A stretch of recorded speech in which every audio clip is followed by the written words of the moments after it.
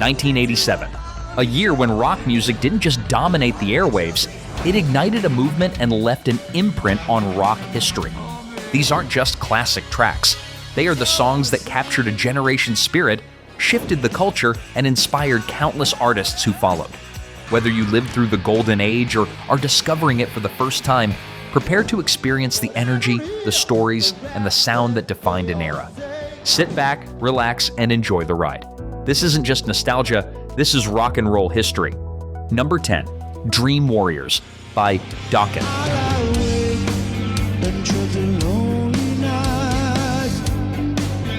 By the mid-1980s, Dokken had become a major force in the American metal and hard rock scene, driven by the dynamic pairing of vocalist Don Dokken and guitarist George Lynch.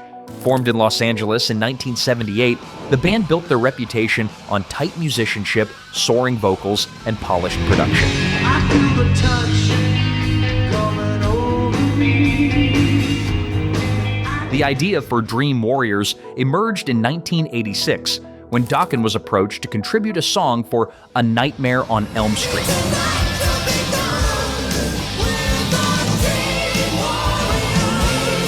The band recorded the track at Total Access Recording Studios in Redondo Beach, California, working closely with producer Neil Kernon.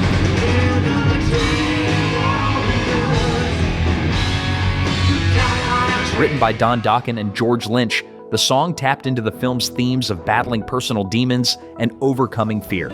Musically, it showcased the band's signature style, melodic yet aggressive, with Lynch delivering one of his most memorable guitar solos.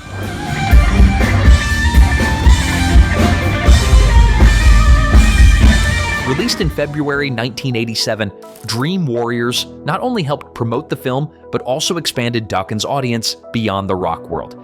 The accompanying music video, which featured Freddy Krueger himself, Robert Englund, became a fixture on MTV.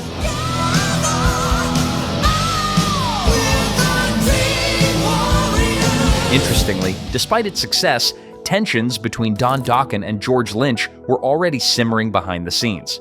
Those tensions would eventually lead to the band's breakup in 1989. But Dream Warriors remains a defining moment of their career, blending cinematic storytelling with polished 80s metal.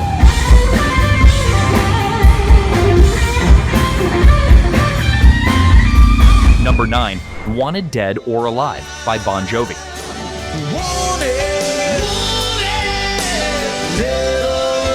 By 1986, Bon Jovi had exploded into superstardom with their third album, Slippery When Wet. But with success came exhaustion, and it was during long stretches on the road that John Bon Jovi and Richie Sambora conceived Wanted Dead or Alive.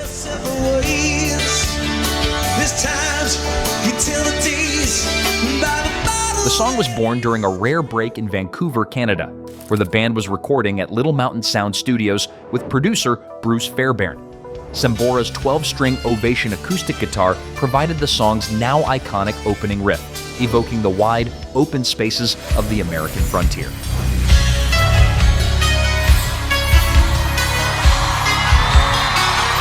Lyrically, John Bon Jovi drew inspiration from old Western films, comparing the lonely, grueling life of a touring musician to that of a drifting outlaw. The song painted a vivid picture of isolation and perseverance, resonating deeply with both rock fans and broader audiences.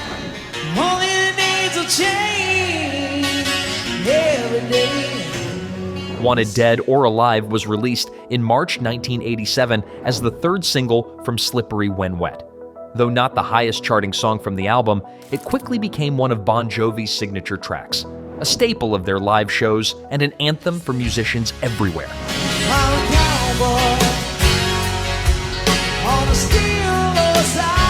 Fun fact, when John Bon Jovi was asked why he used the imagery of cowboys, he said simply, "We were kids with guitars instead of six-shooters." That simple idea helped the track transcend the hair metal scene and earn a place in rock history.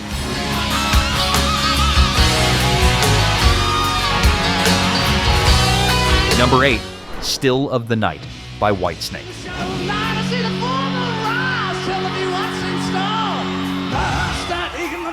In the mid-1980s, Whitesnake was in the midst of a critical transformation. After years of being primarily a blues rock band popular in the UK, frontman David Coverdale wanted to create a sound that would conquer the American rock charts.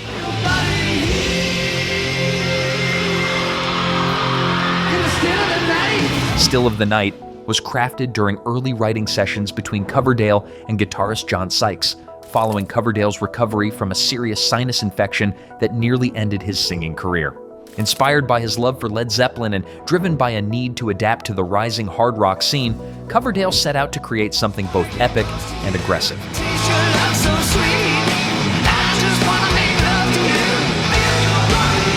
The track was recorded between 1985 and 1986 at Little Mountain Sound Studios in Vancouver, Canada, with producer Mike Stone.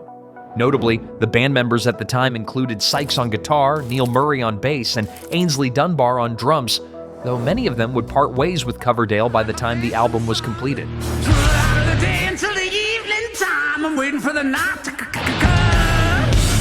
Still of the Night showcased an ambitious arrangement that shifted from slow, brooding verses into explosive, full-throttle choruses. John Sykes' guitar work was a masterclass in power and precision, delivering blistering riffs and a howling solo that still stands as one of the era's finest.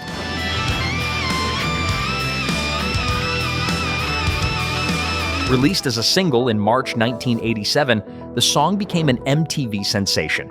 Although the band lineup was fractured behind the scenes, Still of the Night propelled Whitesnake into global superstardom and remains one of their signature tracks.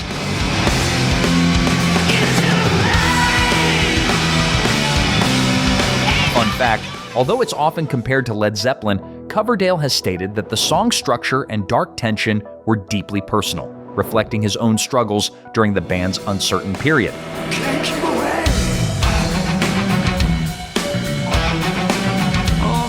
Number 7, Wild Side by Motley Crue.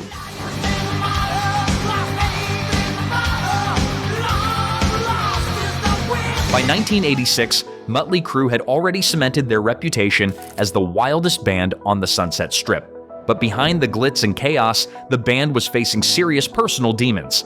Nikki Sixx, the band's bassist and primary songwriter, was deep into heroin addiction, and the group was living a lifestyle that was spiraling out of control. Wild Side was conceived during early writing sessions for their 4th studio album, Girls, Girls, Girls. The band recorded the track at Conway Recording Studios in Hollywood, California, working with producer Tom Werman, who had also overseen their previous hit album, Theater of Pain. The lyrics of Wild Side offered a raw and unfiltered look at the darker corners of Los Angeles life, a far cry from the more playful glam rock that had been dominating the charts.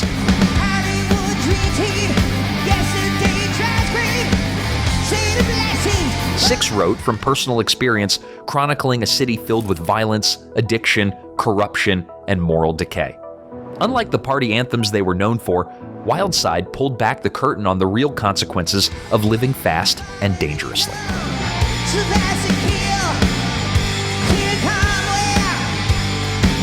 Musically, the track broke new ground for the band. Mick Mars's crushing, descending guitar riff created a sense of inevitable collapse, while Tommy Lee's thunderous drumming and Vince Neil's sneering vocals pushed the song into heavier territory.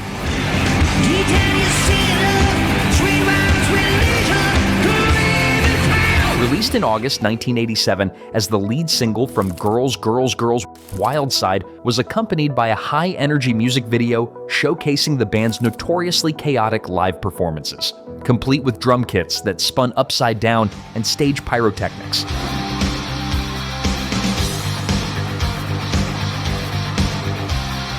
Fun fact, the band's dangerous onstage antics during the Wild Side era were so extreme that Tommy Lee designed a custom drum roller coaster to literally flip himself while performing, setting a new standard for live rock theatrics.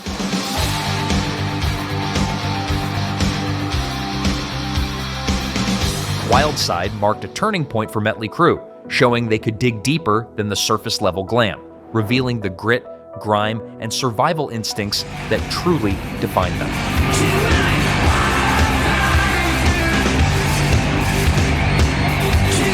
Number 6, Crazy Crazy Nights by Kiss.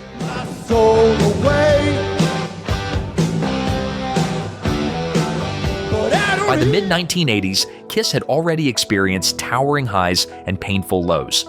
After unmasking themselves in 1983 and surviving lineup changes, the band was looking to reclaim their arena-filling dominance.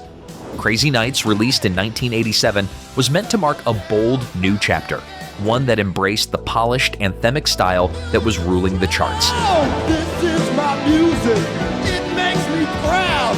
These are my people. The track was born during recording sessions at One on One Studios in Los Angeles, with Paul Stanley leading the charge creatively.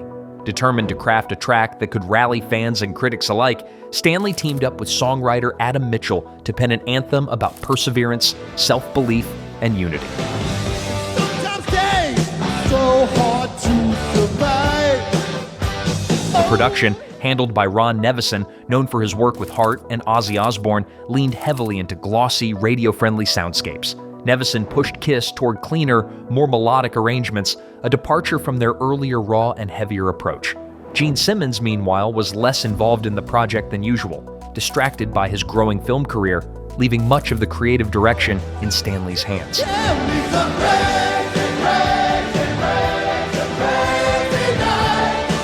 Musically, Crazy Crazy Nights was built on soaring guitar riffs, layered backing vocals, and a massive sing-along chorus designed for packed arenas.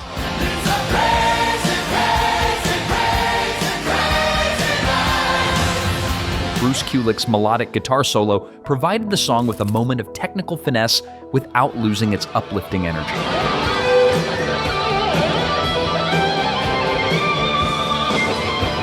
The track achieved particular success in the United Kingdom, where it reached the top 10 and became one of Kiss's biggest international hits.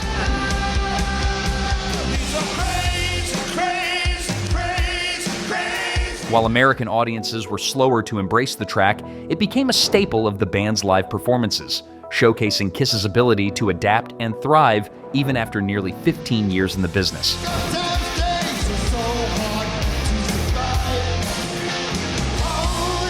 Quick break. Which 80s rock song brings back the best memories for you? Let's hear your favorites in the comments. Was it Kiss, Bon Jovi, maybe something even wilder? I'm reading every reply. And who knows, your pick might inspire a future video. All right, back to the countdown. Number 5, Animal by Def Leppard.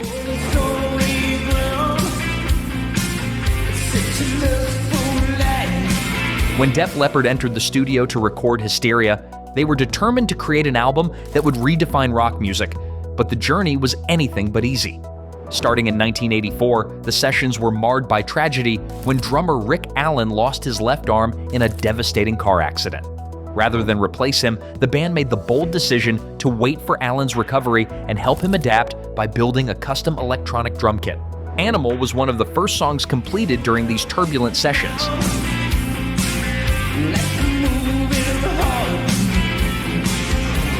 The band initially began recording at Whistleord Studios in the Netherlands, but eventually relocated to Windmill Lane Studios in Dublin, Ireland, with legendary producer Robert John Mutt Lang at the helm.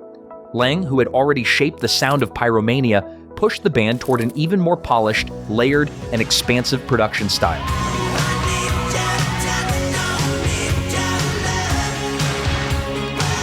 The song's writing began years earlier but had remained unfinished until Lang meticulously guided the band through countless takes and refinements. Joe Elliott's smooth vocal delivery, Steve Clark and Phil Collins' dual guitar work, and Allen's triumphant return behind the drums gave Animal its irresistible, radio-friendly sheen.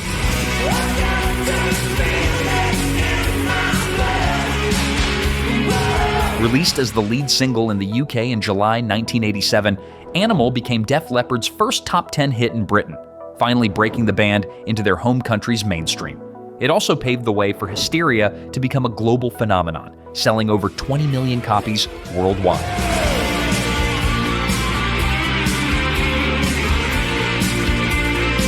Fun fact, Animal took nearly 3 years to perfect. At one point, Def Leppard almost abandoned the song altogether due to frustration, but Lang's relentless pursuit of excellence pushed them to capture the sound that would ultimately define the album.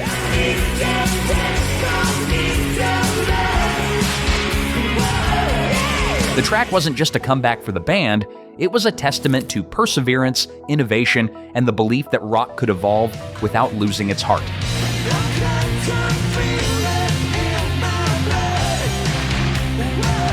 Number 4, Dude Looks Like a Lady by Aerosmith.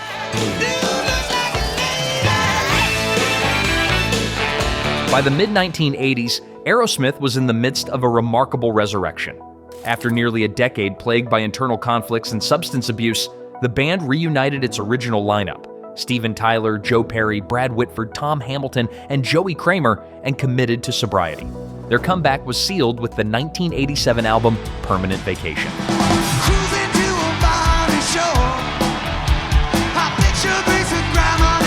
During the early songwriting sessions at Little Mountain Sound Studios in Vancouver, Steven Tyler stumbled onto the idea for the track after a humorous misunderstanding. Mistaking Motley Crue's Vince Neil for a woman from behind, Tyler jokingly blurted out the now famous phrase. Working alongside Desmond Child, a hit songwriter known for working with Bon Jovi and Kiss, the band transformed the incident into a clever and catchy anthem about blurred identities and playful mischief.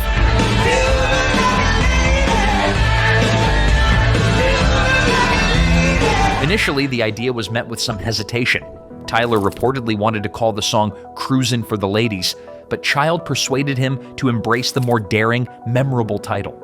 This willingness to push boundaries helped reinvigorate the band's image and connect with a younger, MTV-driven audience.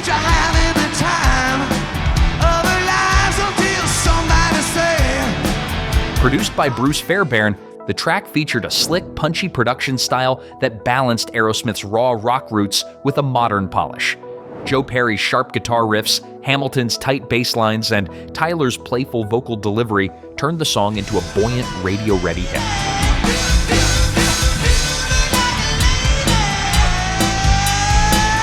Released as the lead single from Permanent Vacation in August 1987, the track climbed the Billboard charts and marked Aerosmith's first major hit in years. Its accompanying video, full of humor and glam imagery, became a staple on MTV.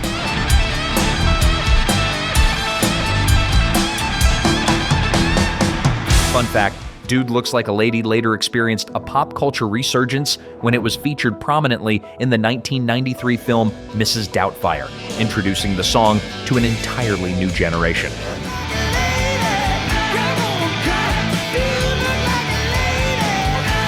Number 3, Learning to Fly by Pink Floyd.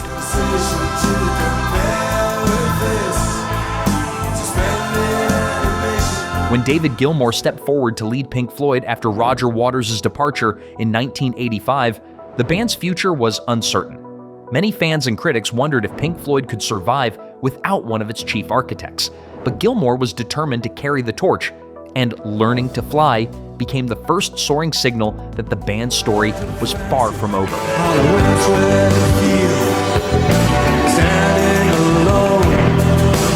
The song was developed during the early sessions for a momentary lapse of reason, much of which was recorded aboard Gilmour's floating houseboat studio, the Astoria, moored on the River Thames. Additional tracking took place at Britannia Row Studios in London and Mayfair Studios. Gilmour, an experienced pilot in real life, used the theme of aviation both as a literal passion and as a metaphor for freedom, fear, and new beginnings.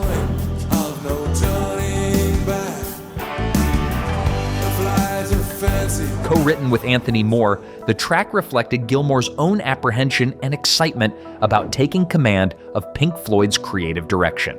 The song was also one of the first major Floyd tracks to incorporate extensive use of modern digital technology, including drum machines, samplers, and synthesizers, a bold departure from the band's traditional organic sound.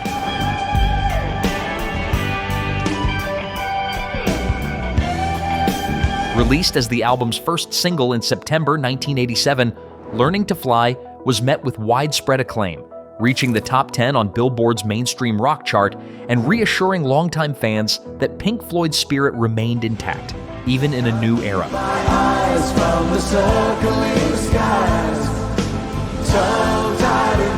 Number 2, Wildflower by The Cult.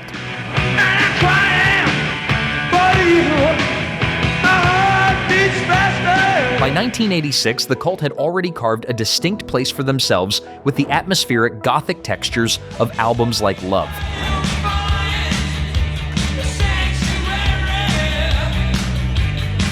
But frontman Ian Astbury and guitarist Billy Duffy were hungry for something different, something raw, stripped down, and unapologetically loud.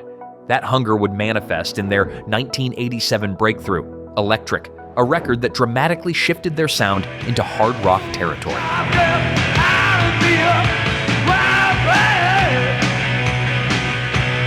Wildflower, one of the first tracks recorded for Electric, symbolized this transformation. The sessions took place at Electric Lady Studios in New York City, the legendary recording space built by Jimi Hendrix. Working with producer Rick Rubin, who was then best known for his groundbreaking work with hip-hop acts like Run DMC, the band was encouraged to strip away the layers of reverb and studio polish that had defined their earlier sound.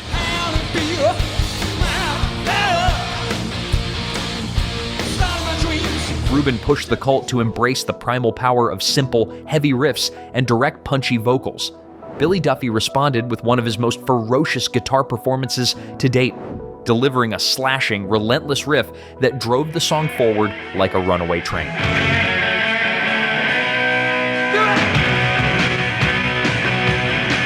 Ian Astbury's vocals, inspired by Native American imagery and themes of spiritual rebellion, gave Wildflower an almost ritualistic intensity.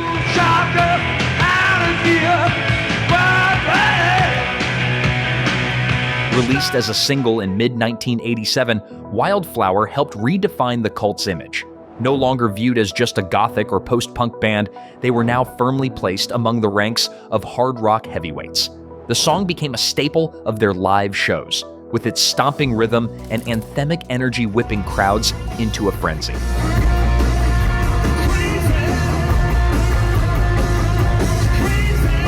Fun fact, during the Electric sessions, Rubin insisted that the band re-record almost the entire album, scrapping early sessions produced by Steve Brown that had retained their more atmospheric, layered style. This bold decision gave the cult their new, stripped-down identity, one that would influence countless bands in the years to follow.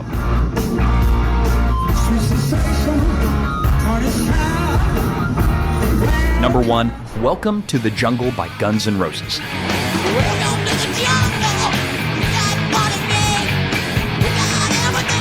In the mid-1980s, Los Angeles was the epicenter of glam rock excess.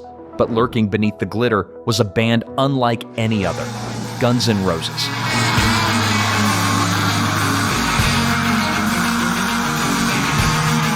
Formed in 1985, the group quickly earned a reputation for their ferocious live shows and unfiltered street-level authenticity.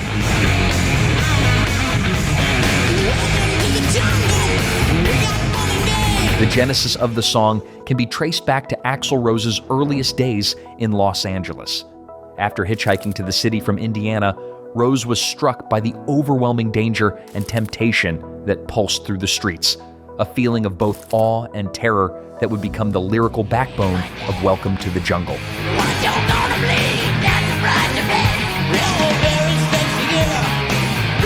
The track itself was built around a riff Slash had been experimenting with during warm-ups. Recognizing its potential, the band developed it into a full-fledged song during early rehearsals in a dingy storage space on Sunset Boulevard. They recorded it at Rumbo Recorders in Canoga Park, California, with producer Mike Klink, who was chosen specifically for his ability to capture a raw, live energy without overproducing it.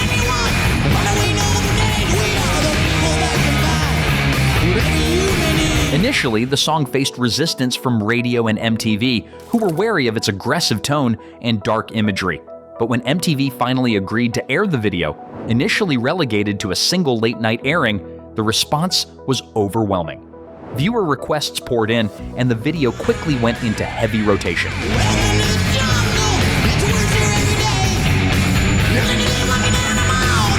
Fun fact, the iconic phrase, "You know where you are, you're in the jungle, baby," You know where you are! You in the jungle, baby! was inspired by an actual incident when Rose was confronted by a homeless man while wandering through a seedy neighborhood in New York City. Welcome to the jungle! It's worse here every day! Learn to live like an animal in the jungle! Which of these songs takes you back to 1987? Share your memories in the comments. And if you love rock history, don't miss the rest of our Top 10 Songs playlist. More epic years, more unforgettable tracks. Check it out next.